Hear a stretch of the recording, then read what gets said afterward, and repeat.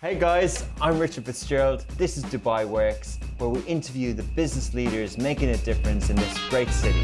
That business with scalability was very interesting to me. I like building something that has legacy.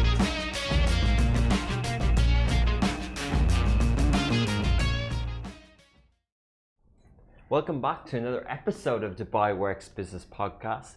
This week we're joined by Nick Walsh, the CEO of VMLY&R Commerce. Y&R. It's a bit of a mouthful. It's a mouthful. Yeah, I said YML earlier. VML. We'll talk about all that. The CEO of VMLY&R Commerce in the Middle East and North Africa. So he's heading a network of offices from the hub here in Dubai. Nick's business management experience spans a variety of clients such as BAT, Unilever, JSK, Coca-Cola, Mars, Guardian, Audi, and BP Castrol, to name a few. So really household names there. He's a pioneer in the activation space, focusing on ensuring his team become an authority in the core offerings of e-commerce and experiential. Nick is passionate about people and inspires them to achieve great things. And if you see their office, you'll see how many awards that they've won. So really credible company and leader in the marketing region here.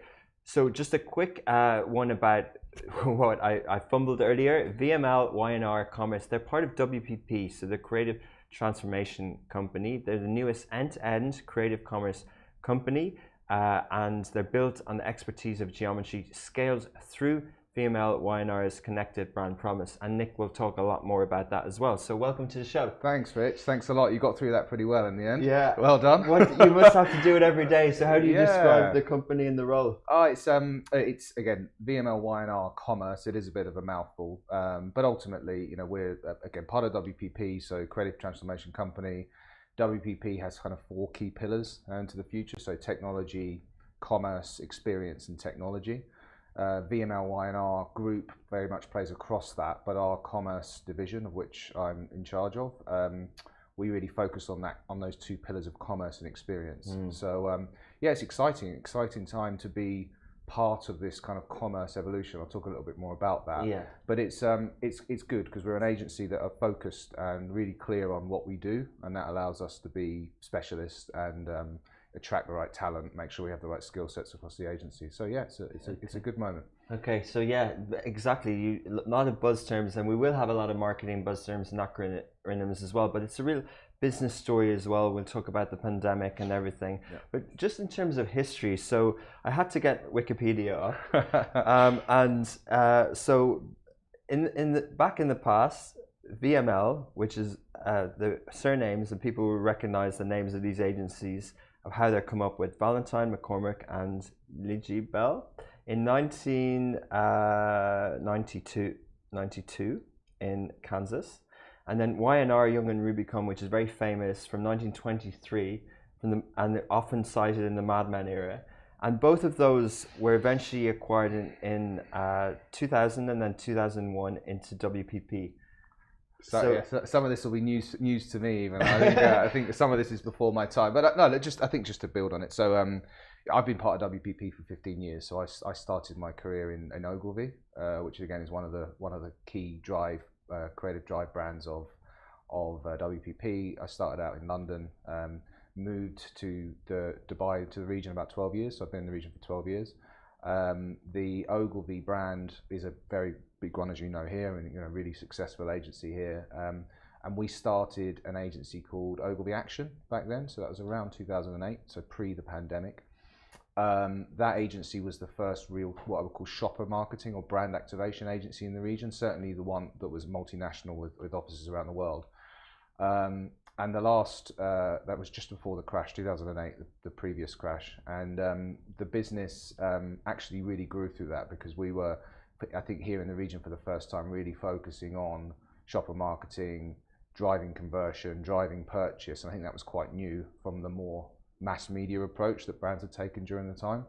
So as we evolved, Ogilvy Action grew, became a very successful agency. We then became Geometry. So you'll still see the Geometry name that we hold today. So Geometry, as shopper marketing evolved. I'll talk a little bit more about how shopper, retail, and commerce as a segment of the marketing mix has evolved. And I think we've evolved as an agency with it. So we became Geometry in 2015, and that was so this will link back to your question in terms of mergers. So at the time we were 3 agencies. So Gray, Ogilvy and JWT had shopper or activation agencies, of which Ogilvy Action was one. They're all the creative agencies, big brands, part of WPP. Yes, and each of them had a shopper or retail, or what some people might still refer to, even though we get it today, it's below the line. So BTL. Okay. If you go back to, depending on when you studied marketing, you'd refer to it as BTL. Yeah. So their BTL agencies were merged together to form Geometry. So Geometry became, and I think this is where you and I worked closer together back in the days, but Geometry became the kind of the unifier of all things retail, shopper, experiential, trade marketing for all of WPP. So we would plug in and work with the lead creative agencies, we'd plug in and work with the Mindshares and the media agencies, we'd work with PR agencies as well, and almost became a kind of amplifier in that part of the marketing mix. Really successful time. Geometry brand over the last 6 years has grown. You've been to the offices. Really proud of what we have achieved in that time. We've built the brand from scratch in across the region. Real specialist people, as I mentioned. So I think the difference is again from a strategy. So from a conceptual, strategic side of things, they're always thinking about conversion. How do we get people to buy products? Likewise with our creative teams, they're not necessarily thinking about the next big brand film or the next big advertising campaign.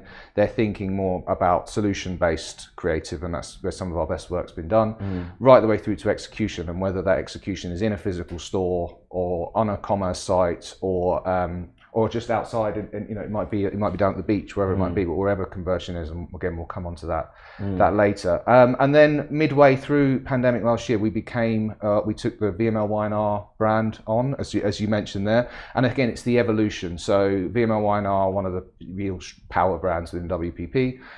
Commerce is a big part of what they do, so it was a natural move to put the VMLY&R commerce business, which I look after, within the group. Nick, is that blurring the lines again with below the line and being at the creative concept part, or how much of it is related to sort of what you alluded to at the start in terms of the 4 key things for WPP and the alignment that's happened within the group? Yeah, I think it's quite rare these days for brands to want just one part of the mix. They do want the complete offering, and so of course it blurs the lines.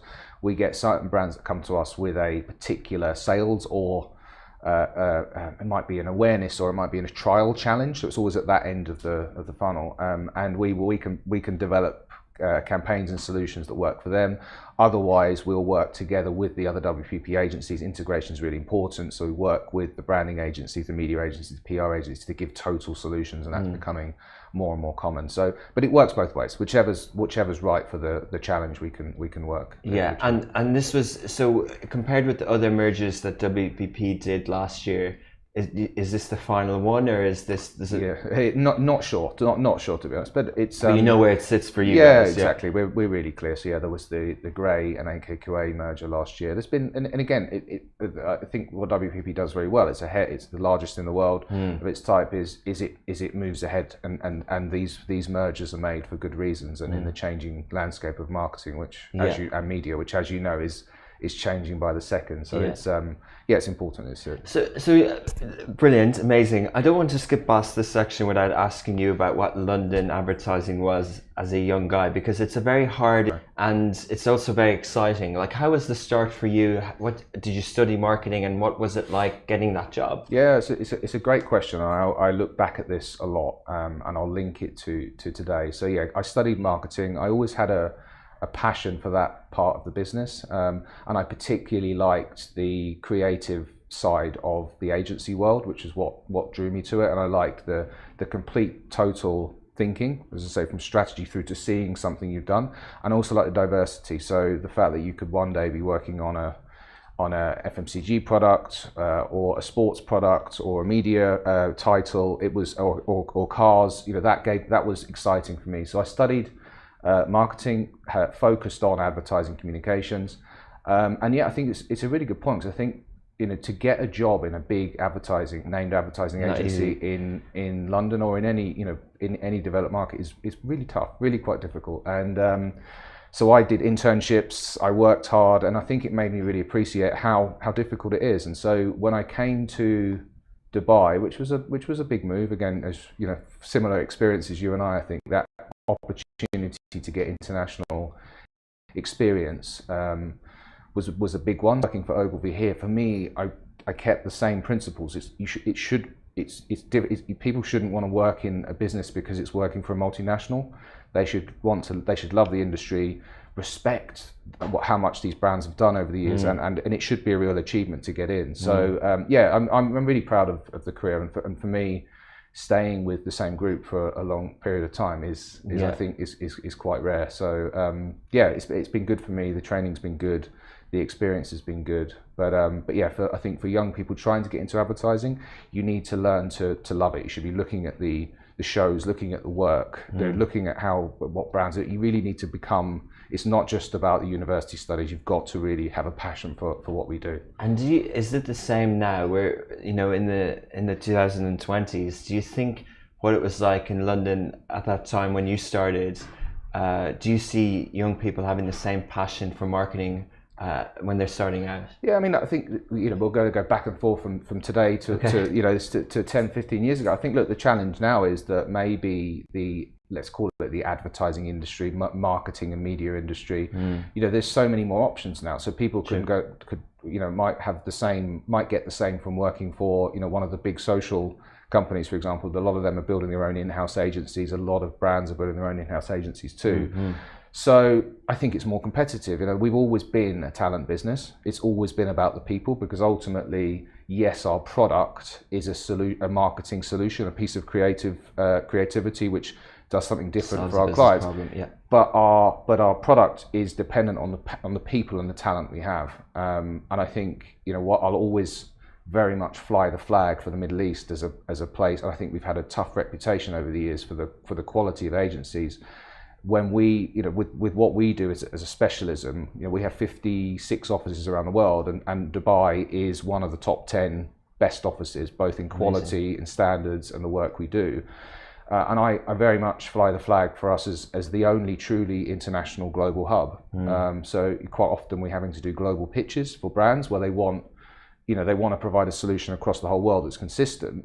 For me, there's no better place than Dubai to do it, because with 33 nationalities under one roof, we've kind of got every corner of the world covered. So truly we're international. And even if you think about international hubs like New York or London or Singapore, the base of talent is still from that market. Yes, you've got a mix, but here it's truly an international hub. And I think that's a really important. When we talk about diversity at the moment, it's never a problem we have with diversity, because we're completely diverse, and we'll always strive for that. So we're strong in terms of making sure we don't hire all the same nationality, making sure it's a beautiful mix, because that's ultimately where great work comes from. It's great to hear, and it's great to hear, I think, for people who might think that some of these international brand names just have an address, but to have pioneering work coming out of here. And speaking of that, pioneers, there was the sad recent passing of Eddie Mitran, who was one of the industry leaders here, and particularly part of the Ogilvy story.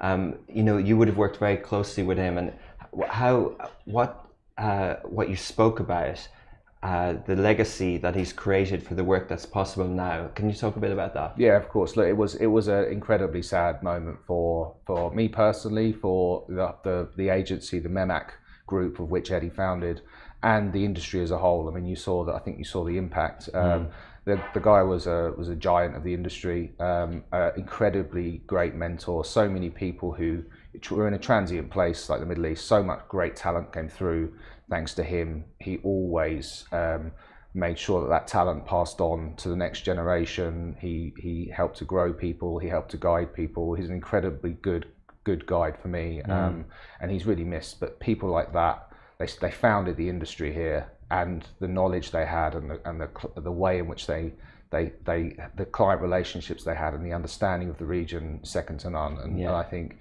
he taught me an awful lot, and again gave me the opportunities to become one of the younger CEOs in the group. He trusted me, but it's again really important. as an Englishman in the Middle East, you have to understand nuances and understand the region, understand the business, but you have to embrace the talent that's here. And that's something that Eddie very much taught me. And we'll miss him. He was one of a kind. Yeah, and inspiration, and as you said, recognized globally. His reputation is high up in WPP globally as a creative leader. Very much so, yeah. As a shareholder, as a founder, and I think he was always striving for what's next, and I think that's another big merit, and it's a important thing for all of us. We have to keep, as you do, we have to keep moving forward. And he would always, he opened up Ogilvy Action, he opened up Ogilvy PR, he obviously ran the Group M and Mindshare businesses, as you know. In research, he was pushing the digital agenda, he was pushing the social agenda. It was always about what's next in the industry, and I think it was, there's a lot to be learned. But yeah, a giant, really, let's say so, a giant in the industry. Well, thanks for sharing that, and it's good to kind of see the living, breathing of what he created, of how it lives on as well. So it's amazing to see. But speaking and touching on some of those points in terms of knowing what's next and some of the trends, and kind of maybe ending up at where you are now, with really leading edge commerce. What are some of the trends that you've navigated over the years, and how do agencies assess those in terms of client offerings? Yeah, okay. I mean, I'll talk a little bit about, as I say, about how again, I'm 15 years experience in what was below the line, and back in those days we very much talked about non-traditional media, or media which wasn't necessarily on the rate card of TV or out of home and radio and such like that. So, a lot of sampling, a lot of trial, and to be honest, our industry has evolved significantly. So and actually the best way to look at it is, even as you buy things, you buy watches, you buy drinks, you buy bikes, you buy shoes, you buy a mobile phone. Right? And purchase has changed incredibly. So if you look back in those days, it was very much about, maybe you saw an ad on TV or something, and you went to the shop and you purchased it, right? That was purchase in those days, and we used to talk back in those days about purchase decision journeys. Very linear. Okay. I'm triggered to buy something, whether that be I need a new car because my one's broken down, or I'm thirsty and I need a drink. That's your trigger. Okay. And then there's steps you took to buy it. But the trigger to purchase in those days was, I need this. Yeah. I go. You might have gone to a dealership and spoken to them about the car. You buy the car. Yeah. And then marketing persuades you to need things that you didn't need. Exactly. And that's and that's impulse purchase. So that's a big part of what we do as well, right? So and actually impulses, I'll come on to it. Impulses are really big thing now because of the number of ways the media is so much significant.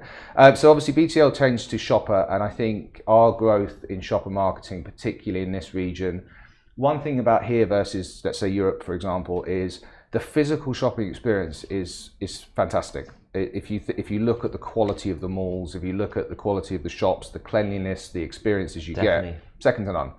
If you think back to maybe the high street in the UK, where you lived, it's not the same. Yeah? No. So when we first started to push the idea of shopper marketing, that was very much about bringing a sense of much more rigor into how we communicate in store and physical store. So there we'd be looking at proximity to a store. So that might be within a mall, that might be outside of a store. What's the right messaging to pull you into that store to make your purchase? Okay. Then we'd look at different zoning. So you from proximity, you'd come into transition. So when you go into the store, how do we remind people that it's our product you need to buy, not another. So one of our most famous pieces of work was for Lifebuoy. I don't know if you saw that one. So the handle on hygiene, where we created an innovation which sat on trolley handles. So it was a piece of point of sale, but it sat on the trolley handle cart, and it swiped Lifebuoy disinfectant across the trolley. Really famous piece of work from this region that's gone global, won lots of awards, and still is used today. Obviously, with the pandemic, very relevant. But if you're ready for the pandemic, but a wonderful piece of communication. When you think about it, what it was doing was very disruptive. So it put that brand top of mind in a place where you wouldn't have been able to do that before. You got to experience it. There was a clear benefit for the shopper as they walked in. This is great.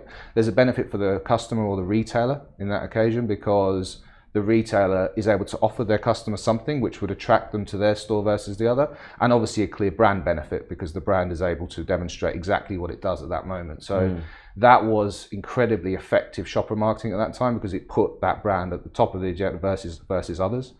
And then did you measure that? Obviously, if it won awards, but you would see people sort of at some point then put that product into their basket. Exactly that, yeah. So 300% uplift in sales, amazing. Top of mind number, but incredible amount. And again, new ways to engage consumers rather than, and I'll come on to point of sale. I keep remembering things I'll come on to, but I'll talk about that. And then we push people through the zones, through to impulse, as I mentioned. So, and you've done it before. You've walked into a store wanting to buy one thing and come out with 10 other things, right? That's smart marketing, and understanding again what's people's need sets. How do we understand? How do we fulfill a moment like that? And then right the way through to what we call destination.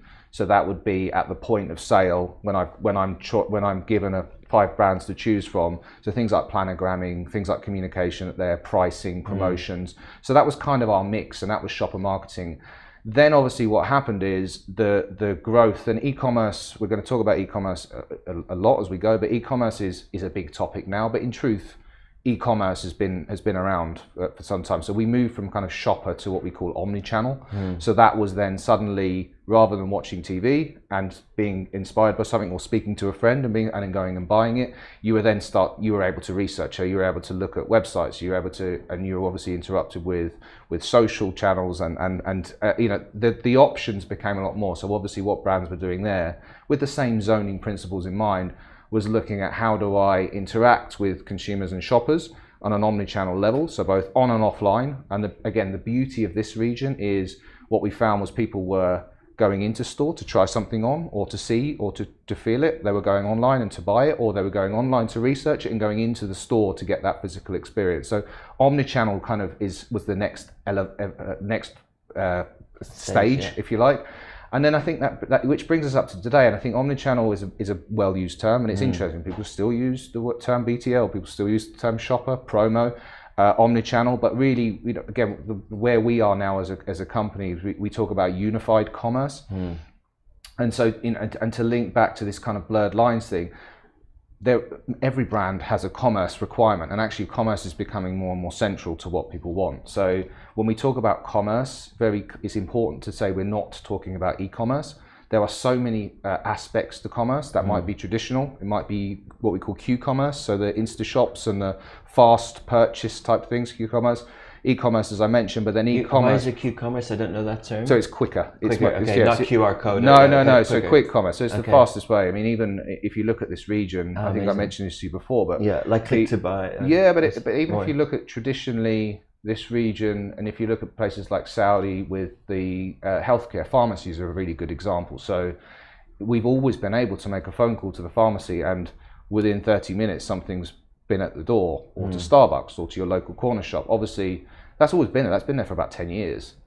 So that quick and need for something, fulfillment, has always been there. Obviously, what we're seeing now with the development of apps and direct-to-consumer models, whether it be food or whether it be golf balls or whatever that might be, that has been elevated even more. But so what we mean about unified commerce is.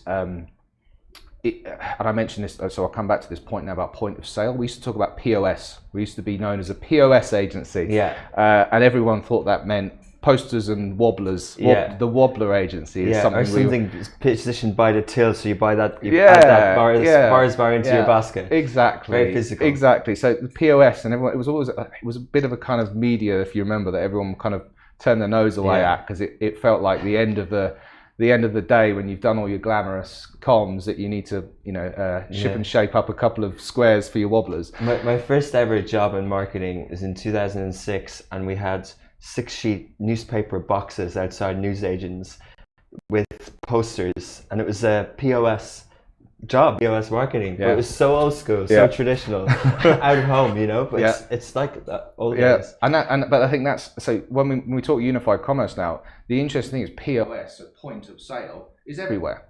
So you and I could sit here now and buy something. There's amazing stats that map the amount of purchase that's made before people go to sleep, sitting in bed, buying, searching through, really? And buying and purchasing there. So that's now the digital mobile version of the point of sale. Exactly, it's everywhere. So you could be in a restaurant, scan a QR code, make a purchase. You could be flicking through Instagram, see something, hit that, make a purchase. You could be on WhatsApp. You can purchase through WhatsApp. Point of sale is now everywhere. So you know what I find so interesting about this, Nick, and I didn't really understand this in terms of marketing, and I kind of can't believe that I missed it in terms of we've been educated for the last few years to think of that as lower funnel performance marketing, and we've almost forgotten the creative part of it. Absolutely. How do you remind clients that example of in the mall, in the store, how do you remind them that that's possible in a digital virtual world? And I think that's the role that geometry, VMLY&R commerce play in effect, right? So again, a brand can go to TikTok or a brand can go to Amazon and say, help me sell more of this product, and that's fine, but it's a very singular, narrow view of the mix. Cost per click, or exactly, and it will produce results. But again, we've just spoken about us as shoppers or consumers. First of all, as shoppers. We don't shop that way. We don't go to one place and buy stuff. We go everywhere. Yeah, we walk down the street. We talk to friends. We go on different social channels. You have your email alerts that come through. Everything's reminding you. So taking a singular view, and and of course, it's again going back to how traditional media works, right? Traditional media houses want you to work with one media. They don't want you to work with lots. So I think from a geometry of VMLY&R commerce, we're able to take that holistic view and really look at, so going back to path to purchase, where we talked about path to purchase, trigger to purchase. Path to purchase is now trigger, because there is a moment that inspires you to want it. Again, it could be you and I talking about watches, or it could be something you heard on the radio, or it could be something you saw on Instagram. There's a trigger. I was in the gym this morning, and there was a really good friend of mine, triathlete, and we talked about I have a back injury, and he said, have you used this gun? He has a Terragun, right? And since I've come to the office, he sent me 3 videos on Facebook, and he showed me the app that gives you the workouts with the Terragun. And it's 2,000 dirhams, or it's $400. I'm already sold. Because I know that I can get the demos of the app. But at what point can you help with that? How can you make that experience? Where in terms of like me having the right video to use the Terragun and to help me purchase, where does the creative come there? So we have kind of 4 key areas to our business. The first one I would title attract. So it's the path to purchase in effect. So from trigger to the moment when you're on the dance floor and you're about to make that purchase. So again, we would look at the research and data we have for you as a consumer. Where do you go? What are your habits? You will now take the back injury inspiration, and you will go and start to look yourself and make up your own mind. So we're able to obviously, with our media partners and with the clients' data that we have, and really start to map out where people are going to be. Then importantly, the type of communication has got to be quite different. So the creative requirement comes in. We used to call it matching luggage, right? So you'd have one visual and you'd shape it to all different sizes of luggage. So that doesn't work, right? You don't need to see the same piece of communication about the back product again and again. You want to see inspirational communication at certain places. And that might be very, what we'd call extrinsic or emotive. So how does that make me feel? How will that help me? How will I be better is what you want to hear. As you go into other places and you're nearing purchase, the comms changes much more rational, much more intrinsic communication. So what are the benefits? Where's the best place to buy it? Specs, prices. So it's funneling, but it's looking at the types of places you'll be. Again, you're talking about triathlon. We could be talking about golf. We could be talking about motor enthusiasts. We could be talking about sports drinks.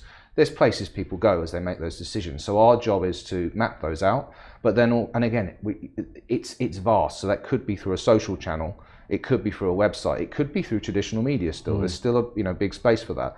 And then obviously the creative executions we do can be video. They could be static. They could be it could be audio. And then obviously as you go through, we're looking at a very different creative solution. So a big part of when I talk about attract, so path to purchase, a big part of what we do as an agency as well is in the interact, so experience. So we have a big experiential arm because we believe that experiences drive purchase. Until pre the pandemic, physical experience was a big deal. Again, that experience. You set up that brand activation that people are impressed by when they go to the event or the mall. Yeah. That's you guys. It's a part of the it's part of the purchase process. So that could be, that could have been an event with thousands and thousands of people. It could be a festival. It could be a very small, one to few, one to many, personalized experience where you're gonna buy a very expensive car. Yeah. But that experience, that physical experience, especially for the higher, actually not just but for the higher end purchase, when you make a significant life purchase, you want that experience, and that's where certainly in luxury. The challenge has been in e-commerce, because when you go in to buy a Chanel handbag or a Rolex watch or a pair of shoes, you lose a lot by buying it online and it arriving at your door, because the physical experience of it arriving. Definitely. You go into the My mum complains around that. I met your mum. The physical, the going into a boutique, sitting down, having a coffee, talking about the product you're about to purchase is huge. So the experiential part, which is, again, we talk about, is part of the path to purchase, is incredibly important. Obviously, what we've been doing a lot within the business is moving to digital experiences. So we have a product called LDX, Live Digital Experiences, where we brought that, as much as we can, that physical experience into the virtual space. And we've worked a lot with other aggregators, so people get physical deliveries to their home, but at the same time you still have a digital experience. So that's made up for it, and again, that will continue. That's a different subject again, and so that experience plays a really big part in purchase, and that's where the creativity comes in again. That all has to be consistent. So from that trigger and the first information you see, and that very emotive, how does it make me feel? Again, buying a car. Through to that experience has to link together in different ways and send different messages, and then through to, as I say, that purchase point. So I talked about attract, interact, act. So the act of actually physically buying, and that purchase might take place in a store still, and it does. And I think we talk about the growth of e-commerce, and it's clear to see it's growing massively and it's big. But the data again doesn't show how much physical purchase is still happening. If you go into your local Carrefour, it's still as busy as ever. If you go into the Dubai Mall or the Galleria Mall in Abu Dhabi, you will still see clients, it's busy. Yeah, they're one of our clients, and I think and so I think there's a huge role to play, especially in this region, with the physical experience still, and it's about tying those things together. And the last part, just to finish off on that, is post purchase. It's post purchase, and how do we then inspire repurchase? So it's the React side. Yeah, exactly. So it's the language that people might think of in their marketing, but thinking it more holistically and creatively. What have you seen? You talked about experiential events, and I remember working with you years ago, and on JBR there was an Activia, an experiential thing. But who does that, and the idea behind it? And then in the last 12 months, I've seen and I know you don't really want to single out all your clients and praise them because for favoritism, but I will on your behalf and say the good work. But you've done really good work with Twitter that's won awards in the past, and you've done recent work for their virtual conferences, which isn't necessarily a transaction, but it's still an experience and it stands out. So, but what has the data shown you, Nick, in the last 12 months? Like, we talk about e-commerce, but what's happened really in this region in the pandemic? So I think, as I said, the stats and the facts are there to see. The rise of e-commerce has been incredible, and again, sometimes it's just easier to talk as a human being and as a shopper, and the way you've changed your own shopping set. And I think pre the pandemic, people were still ordering online. Pre the pandemic, people had a roster of places they purchased from. They might have used one direct to consumer model. Let's talk it into food. Food's easier, right? So you might have used the Kibsons, for example, direct to consumer model, right? Yeah. Once a month. You may have got shopped at Carrefour once a month and done a big shop. True. You may have popped to Spinneys.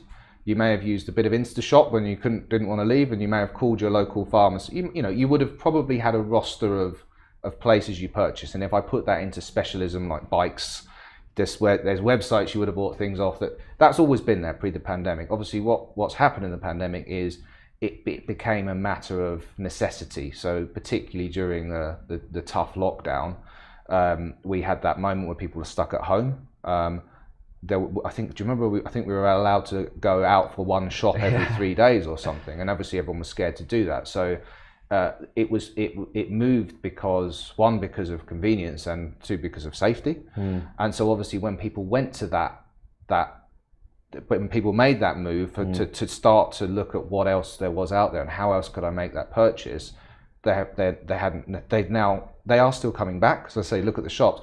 But that roster of ways in which you could, the different places you buy different things has become so much greater, and I think that's been the most significant change.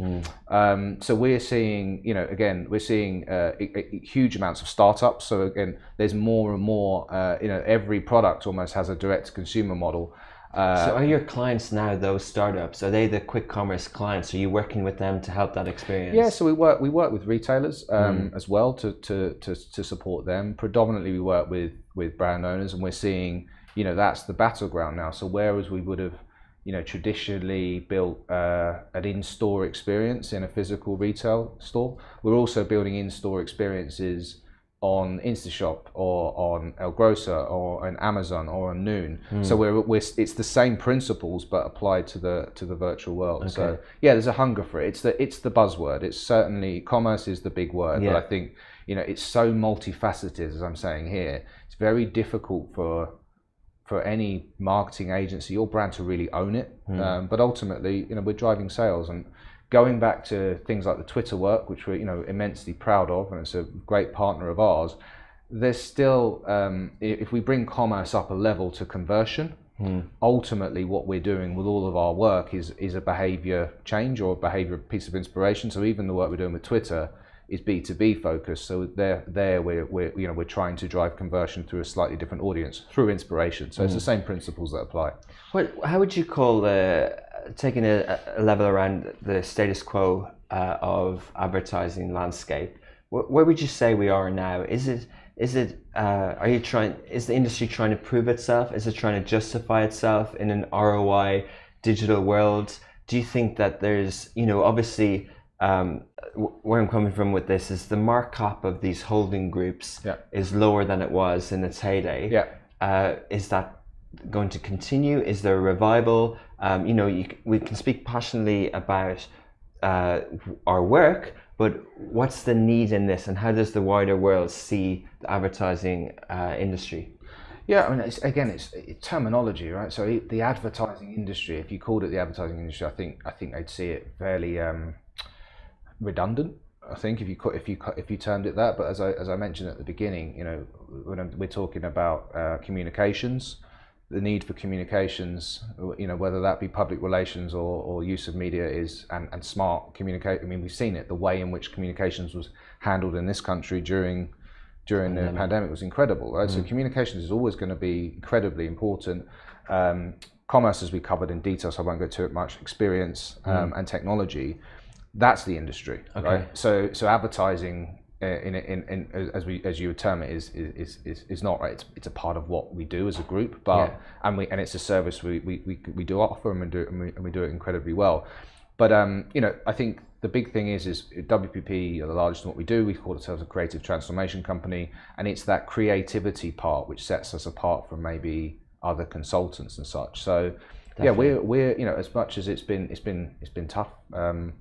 For all elements of marketing over the last 12 months, but we're seeing, certainly in this region, things are moving. It's busy, and there's a lot of things coming back to life, and those elements and those skill sets. And I can only talk really for, again, our part of the business, but that need for sales and conversion across industries is bigger than ever. So at the moment, where do you see the opportunities, especially for this region, in terms of the emerging trends? What are the key trends that you would kind of bet on to emerge post-pandemic? I think, so again, going back to that physical experience, I think we are at a moment where we cannot wait to get back. And I know there's no such thing as normal, but I think that desire and hunger for travel and for going back into football games, exactly. sports. I think it's inherently in all of us. I think I think it will, it will take a long time, obviously, for us to get comfortable with that. But it's there, that hunger and desire. So I think it's important that both brands and marketing agency partners, and even yourself, we're able to think ahead of that. So some of the work we're doing is thinking ahead to 2024, 2025. What will physical experiences look like then? I think the beauty of them will be that there'll always be this virtual element. Tech has come on so quickly in experiences, but marrying of the two is going to be incredibly important. So that's a really big bet for us. That's quite exciting, because I know we talked about it off air before about, you mentioned 24, 25, but that's actually a brief that you have. It's a global mandate for a client to look at this. So from a user point of view, if we're going to Qatar, or some people, I know they can't travel to Tokyo, but the expo in Dubai, not only will it be the new normal in terms of our back to an event, there's abundance of creativity about to hit them. Absolutely. There's these experiences they're going to be kind of hit with. Exactly, and I think brands obviously have a role to play in that. Finding purpose, sustainability. These are kind of key opportunities for brands to ensure that people get those experiences they're craving for as well. So that will be a big part. And as I said, I think our commerce big bet is very clear to see, and definitely. I think understanding that we're never gonna own commerce in totality. We're very good at the parts I've spoken to you about, which is again looking at why people purchase, how people purchase, and how we can amplify that for our clients. So with experience, you're at that sort of that touching point with the customer more so than other parts of marketing in terms of concepts as well. But can I just ask this question in terms of restricted marketing, but also you mentioned the word brand purpose. There was a hullabaloo on the internet last week in the US about a tech company on not allowing politics being discussed in the office and things like that. Where do you see, and we see global companies doing purpose-driven marketing, what's your view on it, and where do you see we are in the Middle East in terms of how are brands creating a voice for them in the world that we live in? Okay, again, I can't. I missed that one in terms of the issue. From Basecamp, the small company, 60 people. The CEO said you can't talk about politics at the water cooler, and Coinbase actually said this last year before they IPO'd, that we won't come out and say X subject is important or not. So they don't actually, when CEOs call out privacy, or they call out something, or Nike lead with an issue. I want to say Nike, but for example, purpose-driven marketing and taking on cause-related issues. Yeah, look, I think so. It's becoming a part of every brief we tackle, and really? I think if you look back at a lot of the work that was won at the recent Dubai Links, obviously the big awards for this region, an awful lot of the work is purpose-driven. Yeah, really? So you can sense and see that the work that brands are doing, there is a common theme in terms of it's helping, or it's supporting, or there's a particular group of people or an issue that it's tackling the work, and you can see that right the way all through the work. It's becoming harder and harder for brands to ignore it. And if you think about certain topics, again, let's pick up on sustainability, for example. Okay. Massive on every multinational business's agenda. And obviously a lot of the stuff that they're doing is very much behind the scenes. So it's stuff that's being done for sustainability reports and investment. You don't necessarily see it. What we're able to do from a marketing perspective is put some of that in the eyes of people. Now, where the challenge comes is that if certain traditional brands, and again, I'll be careful as I talk around this, it's very difficult for a food manufacturer with lots of sugar to talk about healthy eating. It's very difficult for a media company to talk about what about a tobacco company? Yeah, exactly. I mean, if you look at what's going on in restricted markets, like in restricted business like tobacco, I mean, it's no sign that they're moving away from tobacco into new generation products and away from tobacco. So there's a big move there happening. And again, if you look at sugary drinks, it's a move to non-sugary drinks. So the big multinationals are doing that right the way through. Anything which was maybe seen as haram or or not a positive sign for a company to be making money. They're addressing that and very much softening that. So yeah, we're seeing a lot more. I think the challenge is it's not something necessarily which is tackled at our part of the marketing mix. It's tackled at a much higher level, but we have to play a part as well. And I think the most important thing is that if it's done with a brand, it's done with good intentions, and that it doesn't feel false or forced, because I think that's the worst way it can be. Fascinating. So Nick, we're almost out of time, but I always finish on what your view is of the Middle East as an emerging market. Yeah. Will that market emerge in your view? Of course. I say I fly the flag, and I'm vastly proud of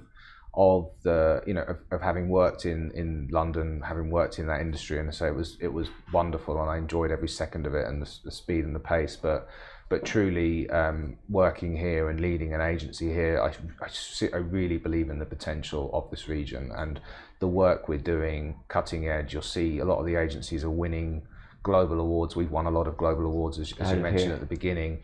What's happening across the markets. We're seeing big experiential based briefs coming our way. We're seeing, commerce briefs. We're seeing governmental opportunities coming. It's fast paced. It's frantic. It's exciting. But as I say, ultimately, it's that opportunity to build this multinational talent base. And if we can do that with the opportunities that are here, there's no reason this. In what we do, it can't be number one. Amazing. And you touched on it earlier about the diversity. We talk about diversity, but diversity in creativity and solutions for brands is incredible because of it needs to be communications.